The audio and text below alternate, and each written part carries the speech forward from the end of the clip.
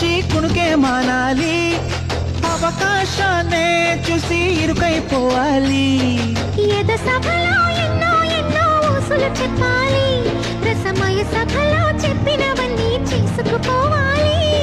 ప్రతిపక్షం నువ్వై ఉండి హద్దులు పెట్టాలి, ఆ ప్రతిపక్షం నేనై ఉండి యుద్ధం చేయాలి. నా వలపు కిరీటం తలపైనే ధరించు, నీ చిలిపి ప్రతాపం నిలువెల్లా చూపించు. నీ చెనుకులకే వేస్తా నా ఓటు, నా చెమటలతో వేస్తా ఓటు.